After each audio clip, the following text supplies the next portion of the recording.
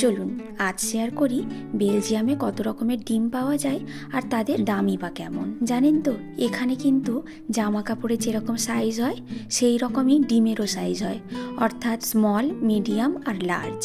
আর বেশিরভাগই ডিম পাওয়া যায় এই রকম লাল রঙের। সাদা রঙেরও ডিম পাওয়া যায়, তবে খুবই কম, বেশিরভাগই এই লাল ডিম। আর এখানে ডিম কিন্তু অনেক রকমের হয়, যেমন দেখুন বায়ো ডিম আর এমনি ডিম। অবশ্য মুরগির রকমভেদ অনুযায়ী ডিমেরও তফাৎ আছে, আমি যদিও অতটা জানি না, তবে এখানেও কিন্তু আমাদের দেশের মতো ওইরকম দেশি ডিম পাওয়া যায়, যেগুলোকে কেজ ফ্রি বলে। আর এই দেখুন, এই যে 6টা ডিম রয়েছে, 6টা ডিমের যে বক্স, তার দাম হচ্ছে এখানে 400 টাকা ইন্ডিয়ান মানিতে, মানে পিস প্রতি পড়ছে প্রায় ওই 40 টাকার মতো। তবে আজ আমি নেব লার্জ ডিমের এই যে 30টার প্যাকেট রয়েছে এটা, এর দাম ইন্ডিয়ান মানিতে ওই 700 টাকার মতো, মানে পিস প্রতি দাম পড়ছে ওই 23 টাকা।